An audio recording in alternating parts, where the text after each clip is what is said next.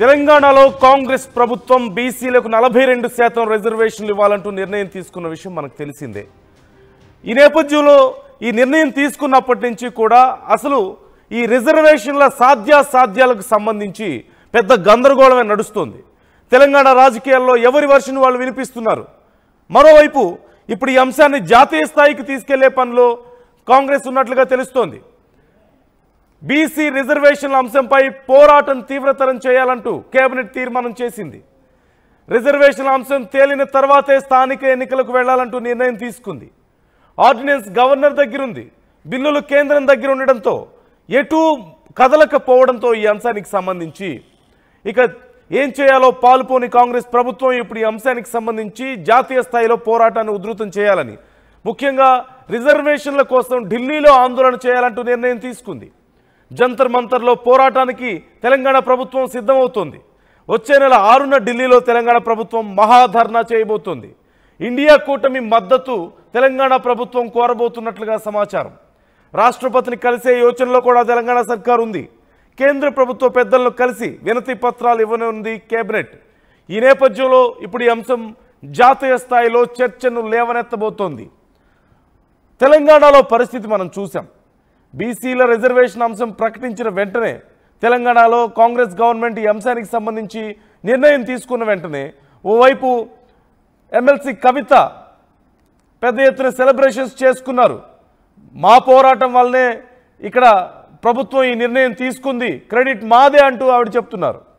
మరోవైపు చాలామంది బీఆర్ఎస్ నాయకులేమో అసలు అవకాశం లేని దానికి ఒక నిర్ణయం తీసుకొని, క్లారిటీ లేకుండా నిర్ణయం తీసుకొని ఎన్నికల కోసం కేవలం ప్రజల్ని మభ్యపెట్టే ప్రయత్నం చేస్తున్నారు అంటున్నారు. మరోవైపు బీజేపీ నాయకులది కూడా ఇదే వర్షన్. కేవలం ఎన్నికల్లో ప్రజల్ని మోసం చేయడానికి కాలయాపన చేసే ఉద్దేశంతో, అంటే మేము చేస్తామని చెప్పి కాలయాపన చేసే ఉద్దేశంతో కాంగ్రెస్ ఈ నిర్ణయం తీసుకుంది. మరి ముందుగానే ఎందుకు కేంద్రాన్ని అప్రోచ్ అవ్వలేదు? దీనికి సంబంధించి సాధ్యాసాధ్యాల గురించి చర్చించాలి కదా. కేంద్రంతో అప్రోచ్ అవ్వకుండా మీ ఇష్టం వచ్చినట్టు నిర్ణయం ఎలా తీసుకుంటారు? ఆర్డినెన్స్ చేసి గవర్నర్కి పంపిస్తే సరిపోతుందా అంటూ బీజేపీ కూడా ప్రశ్నిస్తుంది. కాంగ్రెస్ ప్రభుత్వమేమో ఈ అంశానికి సంబంధించి వాళ్ళ వాదన వాళ్ళు వినిపిస్తున్నారు. మేము బీసీల పక్షపాతులుగా మారుతున్నాం, బీసీల కోసం మేము ఇంత కష్టపడి ఒక నిర్ణయాన్ని తీసుకున్నాం, సాహసం చేశాం, న్యాయం చేయాలన్నదే మా ఉద్దేశం. రేపు ఎన్నికల నుంచే మేము ఆ విషయాన్ని, ఆ రిజర్వేషన్ని మొదలు పెట్టబోతున్నాం, మా పార్టీ నుంచే మొదలు పెట్టబోతున్నాం అని చెప్పి మాట్లాడుతున్నారు. ఈ నేపథ్యంలో ఈ అంశానికి సంబంధించి ఇప్పటికే రాష్ట్రంలో ఎవరి వాదన వాళ్ళు వినిపిస్తూ సాధ్యాసాధ్యాల గురించి ఇంత పెద్ద గందరగోళం నడుస్తుంటే ఇప్పుడు రేవంత్ రెడ్డి సర్కార్ ఢిల్లీకి వెళ్ళబోతోంది. జంతర్ మంతర్ దగ్గర మేము ఆందోళన వ్యక్తం చేస్తాం, మా నిరసన తెలియజేస్తాం, కేంద్రం బిల్లుల రూపంలో దీన్ని ఇప్పటికీ అడ్డుకునే ప్రయత్నం చేస్తుంది, కేంద్రం క్లారిటీ ఇవ్వట్లేదు అంటున్నారు. మరోవైపు ఆర్డినెన్స్ గవర్నర్ దగ్గర ఉంది. ఈ నేపథ్యంలో మేము తీసుకున్నటువంటి నిర్ణయానికి, మా కేబినెట్ నిర్ణయం తీసుకుంది, మా ప్రభుత్వం నిర్ణయం తీసుకుంది, ఇది ముందుకు కదలనివ్వడం లేదు, కావాలనే చేస్తున్నారు అని చెప్పేసి కాంగ్రెస్ గవర్నమెంట్ ఆరోపిస్తున్న పరిస్థితి మనకు కనిపిస్తుంది. మరి రేపు ఢిల్లీలో 6వ తారీఖు దీనికి సంబంధించి పెద్ద ఎత్తున నిరసన వ్యక్తం చేసేందుకు సంసిద్ధం అవుతుంది. మరోవైపు ఇండియా కూటమి సపోర్ట్ కూడా కోరబోతున్నట్లుగా తెలుస్తోంది. ఈ నేపథ్యంలో మరి ఇండియా కూటమి సపోర్ట్ ఉంటుందా, పూర్తి స్థాయిలో లభిస్తుందా? మరోవైపు బీజేపీ దీనికి సంబంధించి ఎలా రియాక్ట్ అయ్యే అవకాశం ఉంది? ఎన్నికల్లోపు నిజంగా దీనికి సంబంధించి ఒక క్లారిటీ తీసుకురాగలుగుతారా? ఇక్కడ మరొక వర్షన్, ఎన్నికల్లోపు ఖచ్చితంగా ఇది ఎలాగో తేలదు దీనికి సంబంధించి, కానీ మేము ప్రయత్నం చేస్తుంటే కేంద్రం ఒప్పుకోవట్లేదని కేంద్రం మీద నెపం మోపి ఎన్నికల్లో లబ్ధి చేకూర్చుకునేందుకు కాంగ్రెస్ ప్రయత్నమే తప్ప అసలు పాసిబిలిటీ లేదని కాంగ్రెస్కి కూడా తెలుసు. సాధ్యాసాధ్యాలు ఇప్పుడప్పుడే కుదరవని కూడా తెలుసు. అయినా కానీ కావాలని రాజకీయ పబ్బం గడుపుకోవడానికే ఇదంతా చేస్తోంది అనేది ప్రతిపక్షాల వాదన. మరి నిజంగానే కాంగ్రెస్ ప్రభుత్వం సాధించినా సాధించకపోయినా ఈ బిల్లు ప్రభావం ఏ విధంగా ఉండబోతోంది? ఈ నిర్ణయం ప్రభావం నిజంగా ఎన్నికల మీద ఎలా ఉంటుంది? బీసీలు మొగ్గు చూపుతారా అనేది ఇక్కడ చూడాల్సిన అంశం. ఫుల్ డీటెయిల్స్ ఒకసారి మా ప్రతినిధి మధుని అడిగి తెలుసుకుందాం. నా కొలీగ్ మనోజ్ జాయిన్ అవుతున్నారు ఈ అంశానికి సంబంధించి మనతో మాట్లాడడానికి. మనోజ్, రకరకాల రాజకీయ వాద ప్రతివాదనలు, ఆరోపణలు మనం చూస్తున్నాం. కాంగ్రెస్ ఏమో మేము చాలా నిబద్ధతతో చిత్తశుద్ధితో బీసీల కోసం మేము చేస్తున్నాం, కేంద్రం అక్కడ ఒప్పుకునే అవకాశం లేదంటుంది. మేము చేస్తున్న ప్రయత్నాన్ని అర్థం చేసుకోండి అని చెప్తుంది ప్రజలకి. మరోవైపు ప్రతిపక్షాలేమో ఇవి కేవలం ఎన్నికల కోసం స్టంట్స్ చేస్తుంది కాంగ్రెస్ అని చెప్తున్నారు. ఏం జరుగుతుంది? రేపు జంతర్ మంతర్ దగ్గరికి వెళ్ళి మేము నిరసన వ్యక్తం చేస్తాం అంటున్నారు, ఇండియా కూటమి సపోర్ట్ తీసుకుంటాం అంటున్నారు. పరిణామాలు ఎలా ఉండే అవకాశం ఉంది? డెఫినెట్ గా నందు, ఇప్పటికే చాలా క్లియర్ గా ఒకటి అర్థం చేసుకోవాల్సింది, బీసీ నిప్పులాగా మారిపోయి 2023 ఎన్నికలంతా బీసీల చుట్టే జరిగింది. ఏకంగా బీజేపీ పార్టీ కూడా తమ నాయకుడు ఎవరైనా సరే మేము బీసీనే ముఖ్యమంత్రిని చేస్తామని చెప్పి చాలా క్లియర్ గా ప్రకటించుకుని ఎన్నికల ప్రచారం కూడా చేసుకుంది. ఆ తర్వాత 42% బీసీ రిజర్వేషన్ ఇస్తామని కాంగ్రెస్ పార్టీ చాలా కరాఖండిగా చెప్పడంతో వాళ్ళకి చాలా పాజిటివ్ కూడా మారింది.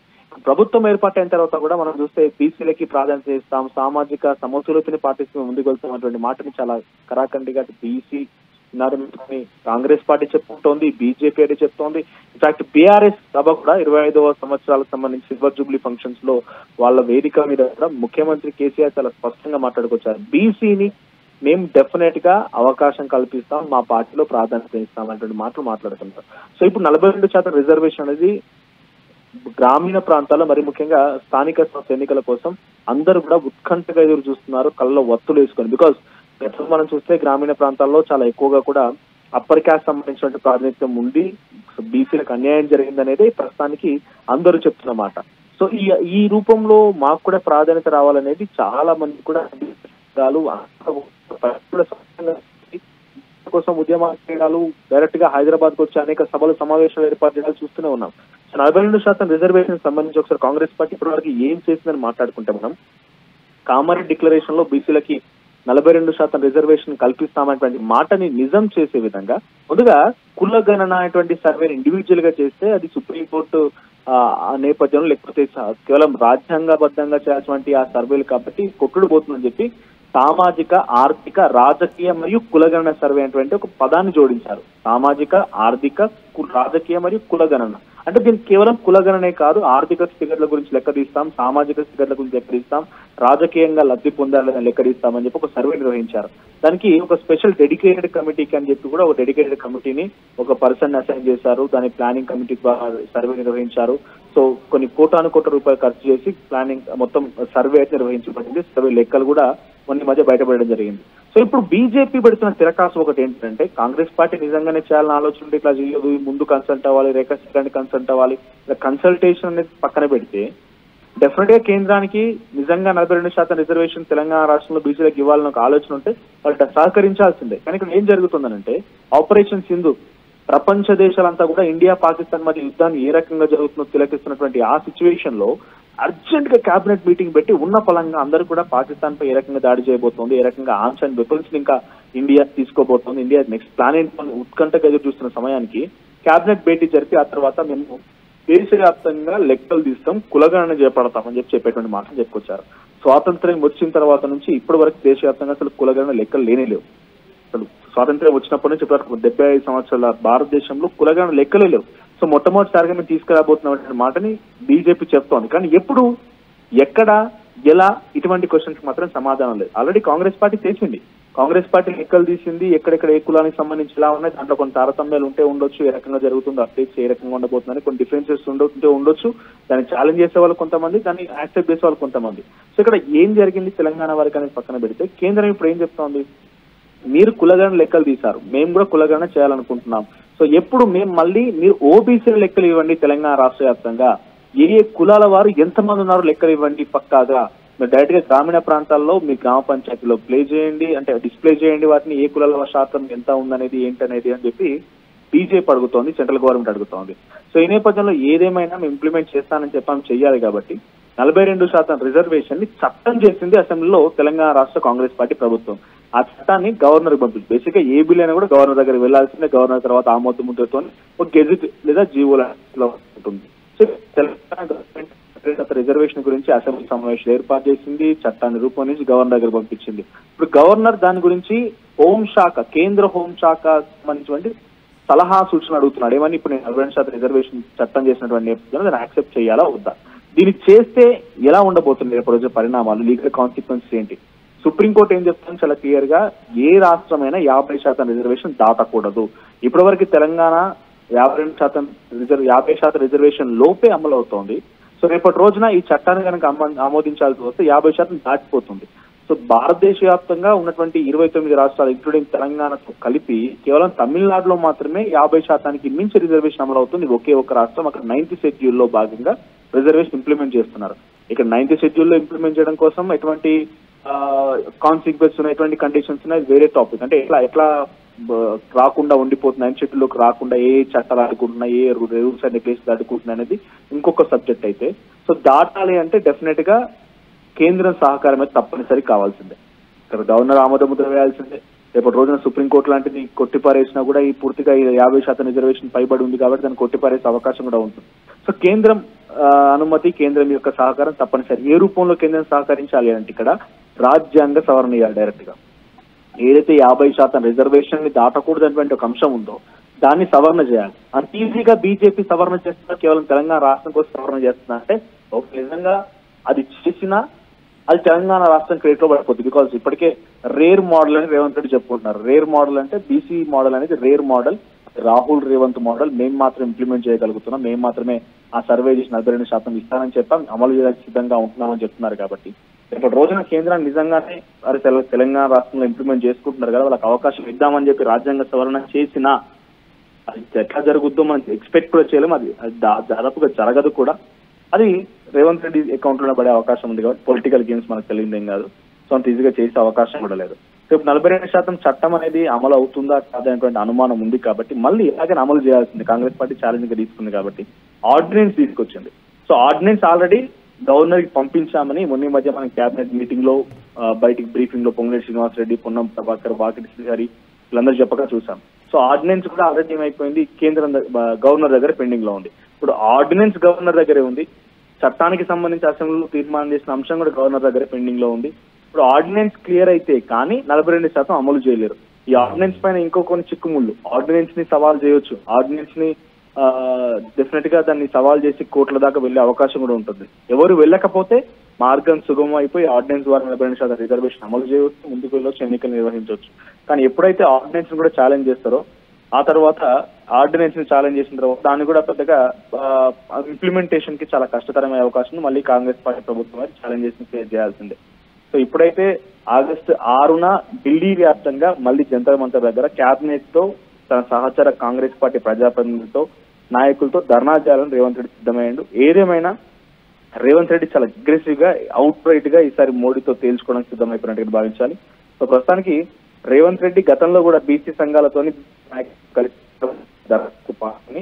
ధర్నాలో కూర్చొని తన గలాన్ని వ్యక్తపరిచినప్పటికీ డైరెక్ట్ గా ప్రభుత్వం చేత ధర్నా చేయాలనుకుంటున్నాడు. గతంలో ఇటువంటి ప్రయత్నాలు బీఆర్ఎస్ పార్టీలో చేసింది. బీఆర్ఎస్ పార్టీ జంతర్ మంతర్ దగ్గరికి వెళ్లి వాళ్ళ దాంట్లో ఉన్నటువంటి కొన్ని అంశాల మీద, తెలంగాణ రాష్ట్రం రావాల్సినటువంటి అంశాల మీద పదే క్వశ్చన్ చేసే ప్రయత్నం జంతర్ మంతర్ దగ్గర చేసింది. కానీ అంత మేర సఫలీకృతం కాలేకపోయింది. మరి ఇప్పుడు రేవంత్ రెడ్డి 42% రిజర్వేషన్ అనేది చాలా కాంప్లికేట్ అంశం. ఆయనకు ఒక రకంగా పేరు తెచ్చే అంశం కానివ్వండి, అట్ ది సేమ్ టైం ఆయన అతిథిగా అయిపోతే ఒక రకంగా గవర్నమెంట్ చెడ్డ పేరు తీసుకొచ్చే అంశం కూడా అయితే. సో ఇప్పుడు 42% రిజర్వేషన్ గురించి మోడీ పైన జంగస్థాయినటువంటి రేవంత్ రెడ్డి ఎంత మేర సక్సెస్ అవుతారనేది ఒక బిగ్ ఛాలెంజింగ్ క్వశ్చన్ గానే చూడాలి. సో ఏ మాత్రం రాజ్యాంగ సవరణ కేవలం తెలంగాణ రాష్ట్రం కోసం 40% రిజర్వేషన్ తీసుకోవడం కోసం సవరించే అవకాశం అయితే లేదు. మేము చేసేంత వరకు చూడండి, లేదంటే ఊరుకోండి. ఇది మాత్రం ఇండైరెక్ట్ గా వాళ్ళు చెప్పకనే చెప్పినట్టు కనబడుతుంది. అంటే ఒక మాటలో మనోజ్, రేపు స్థానిక సంస్థల ఎన్నికల మీద ఈ అంశం ప్రభావం ఎంతవరకు ఉండే అవకాశం ఉందంటారు? కలిసి వస్తుందంటారు కాంగ్రెస్ కి? డెఫినెట్ గా కాంగ్రెస్ పార్టీ అంటే గతంలో మనం చూసాం. గతంలో మనం ఉదాహరణ తీసుకుంటే రిజర్వేషన్స్ అనేది చిన్న మార్పులు తీసుకొచ్చి ఎస్టీ రిజర్వేషన్ కానివ్వండి, లేకుంటే మైనార్టీలకు ఇస్తామని చెప్పేటువంటి మాటల నుంచి బీఆర్ఎస్ పార్టీ డైరెక్ట్ గా లబ్ధి పొందని చూసాం. 4 నుంచి 12% మైనార్టీ రిజర్వేషన్ చేస్తానని బీఆర్ఎస్ పార్టీ చెప్పుకొచ్చింది. తర్వాత ఎస్టీల రిజర్వేషన్ కూడా 6% నుంచి 10% చెప్తానని చెప్పుకొచ్చింది. దాంట్లో ఎంత ఇంప్లిమెంట్ అయింది, ఎంత వర్కౌట్ అవుతుందని పక్కన పెడితే ఆ మాటలే కొంత రకంగా వాళ్ళకి సానుకూలంగా కనిపించాయి, వాళ్ళకు ఓట్ల రూపేణ మరలిచాయి. సో ఇప్పుడు 42% రిజర్వేషన్ సంబంధించిన అంశం కూడా కేవలం కామారెడ్డి డిక్లరేషన్ ఇచ్చినందుకే కాంగ్రెస్ పార్టీకి అన్డౌటెడ్లీ బెనిఫిట్ అయింది.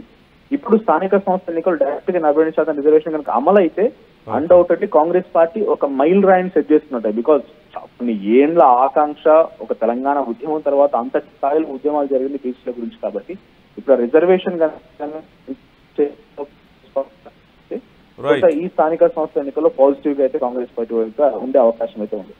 Right, thank you Manoj. మొత్తం మీద ఇప్పటి వరకు రాష్ట్రానికే పరిమితమైనటువంటి ఈ బీసీ రిజర్వేషన్ల అంశం ఇప్పుడు జాతీయ స్థాయిలో చర్చలు లేవనెత్తాలంటూ కాంగ్రెస్ ప్రభుత్వం ప్రయత్నిస్తుంది. స్థానిక సంస్థల ఎన్నికల్లో ఖచ్చితంగా ఇది తమకు ఉపయోగపడుతుందనే భావనలో ఉంది. ఈ లోపు అయినా ఒకవేళ అవ్వకపోయినా ఖచ్చితంగా తమకు కలిసి వచ్చే అంశంగా చూస్తుంది కాంగ్రెస్. మరోవైపు ఈ ఎన్నికల దృష్ట్యా మాత్రమే చేస్తున్నారు తప్పితే ప్రజలకు నిజంగా ఉపయోగపడాలన్న ఉద్దేశంతో చేయడం లేదు. సాధ్యాసాధ్యాలతో సంబంధం లేకుండా ఎన్నికలు ఉన్నాయన్న కారణంతో ఇలాంటి నిర్ణయాలు తీసుకుంటున్నారు అనేది ఇటు బీజేపీ నుంచి అయినా సరే బీఆర్ఎస్ నుంచి అయినా సరే వస్తున్నటువంటి వాదన మనకు కనిపిస్తుంది.